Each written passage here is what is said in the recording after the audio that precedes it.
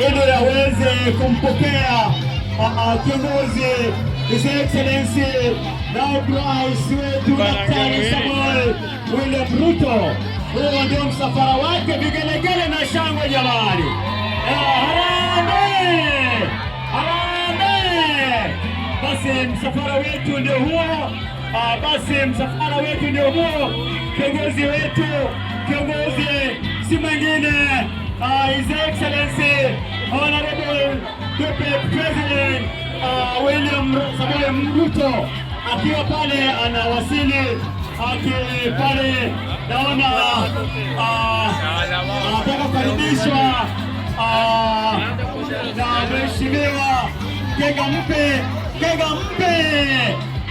Yuko pale aweze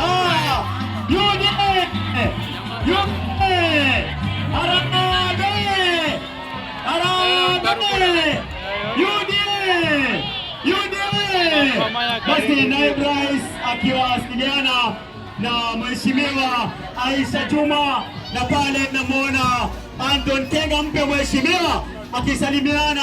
Naibu Rais, asante sana, leo ni siku yako. Salimiana na viongozi wa Rabai, anasalimiana na viongozi wa Rabai wakiwa wamefika kwenye siku hii ya leo. Basi inapendeza akiwa amejumuika na Anton Kega Mpe na Aisha Juma. Basi ni furaha na vigelegele na viongozi wengi wote ambao wameweza kufika kwenye siku hii ya leo. Basi ni furaha ya ajabu. Karibu kiongozi UDA. Basi anasalimiana na viongozi pale na wakazi wa Rabai. Anasema wakazi wa Rabai, Kega Mpe akijulisha na Aisha Juma kama hapo pale, yuko pale akisalimiana nao. Hapo ni furaha kabisa. Anasema karibu sana. Karibu UDA. Harambee! Basi siku ya leo ni siku ya ajabu kabisa. Asanteni.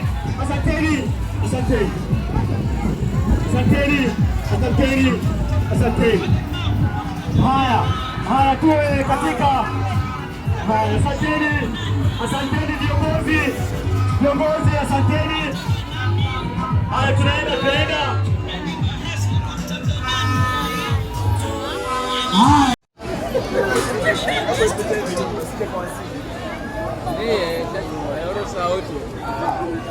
Tumejipanga ama vipi? Na hatupangwingwi.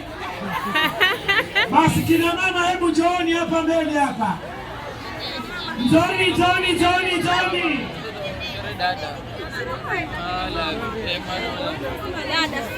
Na wamoja nyinyi kina mama tuone. Haya, harambee! UDA, kazi ni kazi. Wilbaro, kumbe mko chonjo Haya, naibu wa rais, mimi nataka nichukue nafasi hii kwanza nimshukuru ndugu yangu mbunge wetu anayekuja wa Rabai, Mheshimiwa Kega Mpe. Nataka kwa ile kazi nzuri ambayo amefanya, yeye atatuongelesha baadaye, baada ya hao wengine wote ambao wameshirikiana nao kutoka sehemu hii ya Rabai kusimama hapa na kuwatambulisha. Kwa sababu ya muda, nataka wale wote wanaogombania viti ndani ya Rabai waje hapa mbele hapa. Na wa Mazera pamoja na Rabai, hamjambo? Wassalamu alaikum. Bwana Yesu asifiwe. Simunisalimia hewani hivi nione ndugu zangu watu wa Rabai na mara nyingi nimekuja hapa mambo ya stima, nimekuja Kilifi hii mara nyingi sana. Nimekuja Kilifi mambo ya barabara, nimekuja Kilifi mambo ya mashule yenu, nimekuja Kilifi hii mambo ya maji, nilikuja hapa kuanzisha daraja kule Baricho, nimekuja hapa kanisani, na mimi nimekuwa kila mara nikikuja Kilifi na Rabai nyinyi ni wangwana, mnatukaribisha hapa kwenu. Nataka niwaambie watu wa Rabai, asanteni sana kwa urafiki wenu, asanteni sana kwa ushirika wenu, asanteni sana kwa maombi mnatuombea, na mimi nataka mjue na sisi ni marafiki zenu wa dhati. Mimi pia nataka niwashukuru, mbali na mashindano tumekuwa nayo, watu wa hapa Kilifi mulitupatia kura zenu hata kama ni serikali ya Kenya. Mimi nataka niwaambie watu wa Kilifi asanteni sana, na tulisema wakati tunapanga mambo ya Kenya lazima tupange mambo ya Kilifi, kutoka pale Mariakani kwenda Kaloleni kwenda mpaka Mavueni kule Kilifi.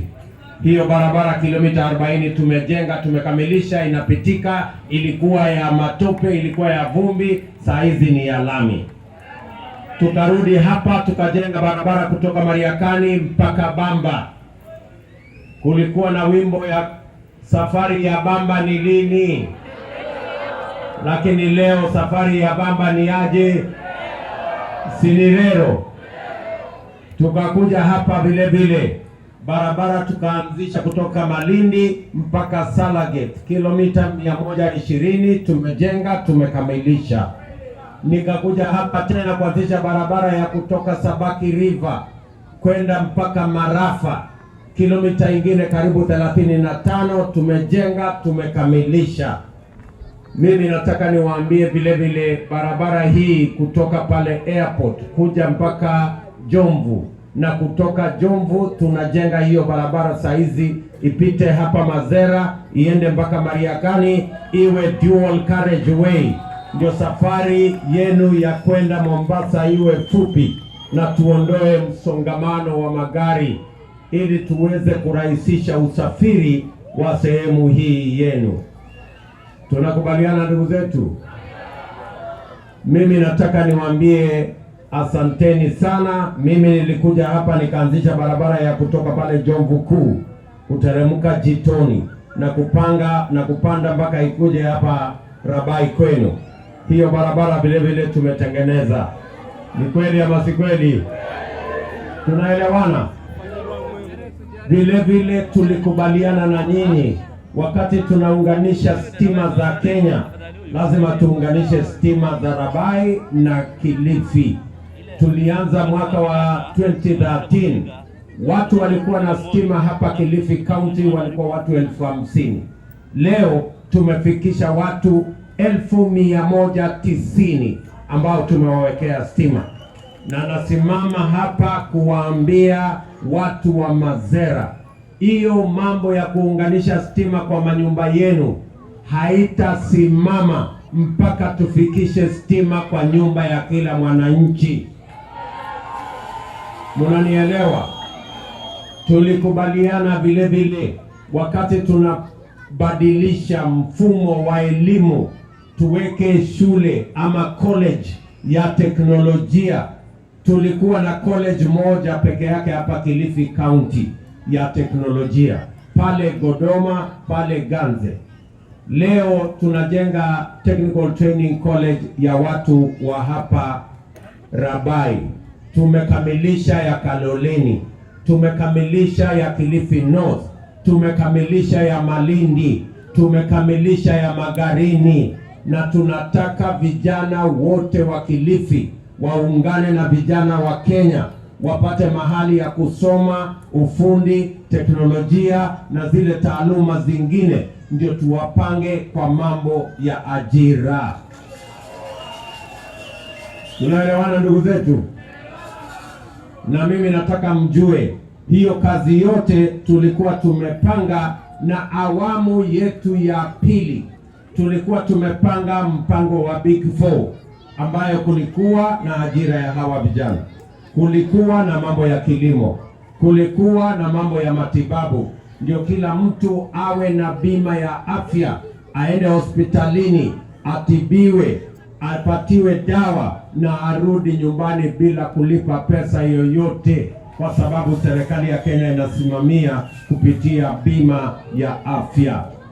lakini hiyo programu yetu haikwenda mbele kwa sababu yule mtu wa kitendawili na kisirani yake na kitendawili alikuja akavuruga serikali yetu, akasema eti tuache mpango ya Big Four, twende kwanza eti tubadilishe katiba, tuongeze mamlaka ya rais, tuongeze vyeo ya viongozi. Akatuletea mambo ya rege miaka 4 tukaimba, lakini Mungu alitusaidia, mambo ya rege ikakwama na ikakoma na ikatokomea. Ni kweli ama si kweli? Si walikuwa wanaturingia ati nobody can stop reggae? Walisahau kuna Mungu mbinguni ambaye anaweza kusimamisha mambo ya reggae katika taifa letu la Kenya. Tunaelewana? Lakini kwa sababu Waswahili wanasema ahadi ni nini na dawa ya deni, mimi nawaambia ahadi tuliyowapa mimi na Uhuru Kenyatta ya Big Four, hata kama Uhuru Kenyatta anaenda kustaafu mwaka ujao, mimi William Ruto niko tayari kulipa deni hiyo kwa sababu ni ahadi yetu. Tunaelewana jameni? Na ndio mimi nimekuja hapa tukubaliane na watu wa Rabai na watu wa Pwani na watu wa hapa Kilifi. Mwaka ujao inshallah, kwa mapenzi ya Mungu, tunaweka bilioni 100 vile tulikuwa tumepanga ndani ya Big Four kwa mambo ya housing, agroprocessing, value addition, manufacturing, ndio tupange ajira ya hawa vijana as a matter of priority.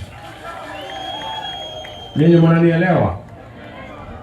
Jambo la pili, tunaweka pesa kwa mpango wa kazi, kwa sababu tunasema kazi ni nini? Kazi ni kazi.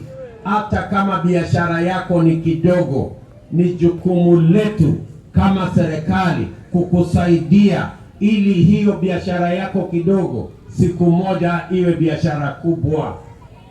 Hawa wafanyabiashara wengi wadogo hawa ndio mnasikia tunaongea mambo ya bodaboda, tunaongea mambo ya mama mboga, tunaongea watu wa kiosk, tunaongea wale watu wanafanya ile inaitwa micro, small and medium enterprise.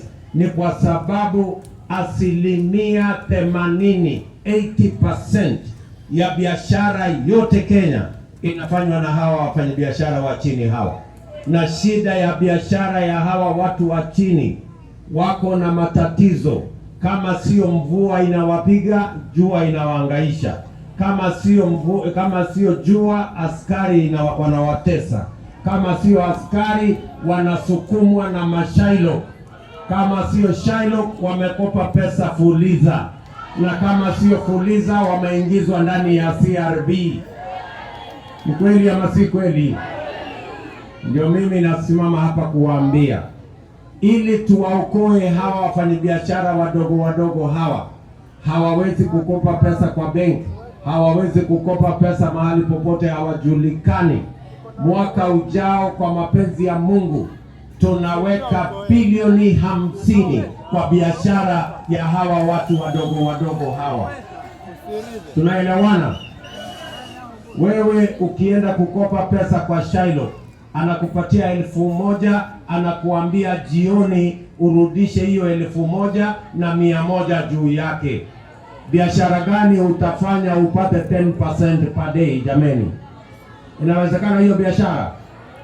Ndio sababu wengi wa hawa wafanyabiashara wa chini wameweka kwa CRB na watu wa madeni, kwa sababu ya kukopa kwa fuliza na kukopa kwa mashailo. Ndio hawa watu wengi wako ndani ya CRB. Ni kweli ama si kweli?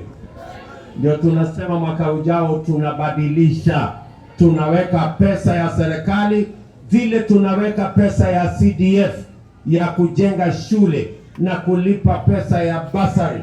Mwaka ujao tunaweka milioni 150 kila constituency ya kupatia hawa mama mboga na bodaboda waweze kufanya biashara katika kila constituency. Ninyi mnanielewa watu wa Rabai? Tunaelewana?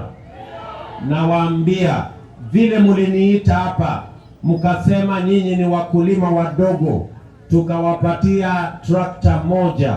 Mimi nawaambia mwaka ujao tunaweka pesa ya kutosha kwa kilimo. Tuwasaidie mupate mbegu, mupate mbolea, tupunguze gharama, tuwapatie maji, tuwapatie matrakta ili tulime chakula ya kutosha, tuondoe aibu ya njaa katika taifa letu la Kenya. Kaunti kama Kilifi inasikitisha ya kwamba bado kuna watu wanakufa njaa miaka 50 baada ya uhuru. Mimi nawaambia next year tutahakikisha kwamba kuna chakula ya kutosha, na tutahakikisha kwamba tunaondoa mabroka, tunawafukuza makatel, ili kila mmoja wetu aweze kupata chakula kwa bei nafuu, na tuweze sote kulisha familia zetu. Ninyi mnanielewa, watu wa Rabai? Mnanielewa? Mimi nikiongea na nyinyi, mimi ni naibu wa rais wa Jamhuri ya Kenya nikiongea hapa. Ndio tumejenga reli, tumeunjenga hizi mabarabara, tumeunganisha stima, TTI ndio hiyo. Mimi nawaambia yale, mimi nawaambia hapa ya ajira ya hawa vijana, ya mambo yenu ya biashara na mambo ya kilimo, mimi si wazimu. Mimi naelewa ile kitu mimi ninasema. Tunaelewana ndugu zangu watu wa Rabai? Tumekubaliana? Mimi nataka nimalize niwaulize ndugu zetu watu wa Rabai. Mimi niko na swali 3 peke yake nataka niwaulize. Mko tayari kunijibu? Maswali ngapi? 3 peke yake. Yule mzee wa kitendawili anasema eti anataka kubadilisha katiba kwanza, aongeze vyeo ya viongozi kwanza, sijui prime minister, assistant prime minister, deputy prime minister, sijui wabunge ngapi, sijui nini. Anasema anataka kuongeza kwanza mamlaka ya rais, anataka kwanza aongeze mambo ya ombudsman na mambo mengine. Mimi nauliza nyinyi, mnataka tubadilishe katiba kwanza tuongeze vyeo ya viongozi na mamlaka ya viongozi, ama tungebadilisha uchumi kwanza tutafute ajira ya hawa vijana? Tubadilishe katiba ama uchumi? Mnasema tubadilishe katiba kwanza ama uchumi kwanza? Tubadilishe uchumi kwanza, ndio tupange ajira ya hawa vijana na tupange biashara ya kila mtu, tuwaokoe kutoka Fuliza na tuwaokoe kutoka CRB, na tupange chakula, tuondoe aibu ya njaa. Tupange uchumi kwanza. Mnasema tupange katiba ama uchumi? Wale wanasema tupange uchumi kwanza, nione kwa mkono. Wale wanasema tupange uchumi kwanza. Jambo la pili, mimi niko na swali ya pili, mtanisaidia kujibu. Tumekuwa tukipanga uchumi kwa miaka 50, inaitwa trickle down model. Yaani inapangwa kule juu, wale wanajulikana kule juu, wale wakubwa kule juu, ati wadogo wangojee chini, pengine siku moja ikawafikia kwa sababu ya wale walio juu, huruma ya wale walio juu. Mumengojea hapa miaka 50 haijafika. Mnataka tuendelee kupanga na juu, ama safari hii tupindue tuanze na huku chini? Mnataka tuendelee kupanga na juu, hatujui itafika huku chini lini? Tubadilishe, tupindue, safari hii tuanze na huku chini, ndio tupange ajira yao vijana kwanza hapa chini, na tupange biashara yenu kwanza hapa chini, na tupange kilimo kwanza hapa chini, hapa bottom, alafu tuende up, bottom alafu up, bottom up. Wapo watu wa bottom up hapa? Nione watu wa bottom up, bottom. Mimi niko na swali moja ya mwisho, mtanisaidia kujibu? Swali ngapi? Moja ya mwisho. Sasa watu wa Rabai, si mnajua hii mashindano tuko nayo? Si mnajua mimi nashindana na bwana Kitendawili na ule jamaa mwingine watermelon wa katikati, si ndio? Si bwana Kitendawili alikuwa prime minister, si huyo mtu ya watermelon alikuwa vice president, Si mimi ni deputy president? Si kila mtu amepata nafasi ya uongozi katika taifa la Kenya? Na hii kazi si mnajua ni kazi ya ni mashindano ya kazi, sio mashindano ya urembo. Si ni mashindano ya kazi, na kazi kila mtu anapimwa kwa kiasi ya kazi amefanya. Si ni kweli? Hapa Kilifi, mimi nikiwa deputy president, tumejenga barabara kutoka Mariakani mpaka Bamba, kutoka Mariakani mpaka Mavueni, kutoka Malindi mpaka Salage, kutoka kule Marafa mpaka imefika Marekebuni. Tumeweka daraja ya Baricho. Hapa stima mlikuwa watu 50,000. Leo nimefikisha watu 190,000. Mulikuwa na college moja peke yake, leo mko na colleges 5 tumejenga hapa ya TTI. Na wauliza watu wa Rabai, kazi ya wale mimi ninashindana na wao hapa Kilifi, kazi yao iko wapi? Kuna barabara yote Bwana Kitendawili alipanga hapa ikajengwa? Kuna mambo ya stima hapa Bwana Kitendawili amepanga ikajengwa? Kuna kazi yoyote amefanya hapa ya TTI imejengwa? Kama mtu amekuwa na cheo ya prime minister hajafanya chochote, saa hizi amefika miaka 80 ndio ataanza kujua kupanga? Mimi nauliza nyinyi, kazi inaonekana hapa ni ya Kitendawili ama ya Hasla? Kazi inaonekana ya Hasla. Kura zenu ni ya Kitendawili ama ni ya Hasla? Hebu nione kura ya Hasla hapa, nione kura ya Hasla, kura ya Hasla. Mwisho, mimi nawasihi, sawa, mimi nawasihi kama Wakenya, msikubali tugawanywe. Kuna watu wametuzoea, wanatugawanya kwa misingi ya kabila na dini na kijiji, na saa hizi kwa sababu wamekosa mpango na wamekosa ajenda na wamekosa namna, sasa wanataka kutugawanya eti kila mtu aende atengeneze chama ya kijiji yake. Nyinyi mnajua Waswahili wanasema umoja ni nini? Si umoja ni nguvu? Na wauliza watu wa Rabai na watu wa Kilifi, wabunge wenu hawa wakiongozwa na huyu mama na hawa wabunge wote wa Coast, wabunge 15 wameungana na wabunge 160 wa Kenya, na wakatengeneza chama ya kitaifa ambayo inaunganisha Wakenya wote, yenye uwezo wa kupanga ajira ya hawa vijana, yenye uwezo wa kupanga biashara zenu na kilimo yenu, tuondoe njaa na umaskini Kenya, chama ya UDA. Mimi nawauliza nyinyi watu wa Rabai, jameni, muko tayari tuungane? Rabai, muko tayari tuungane?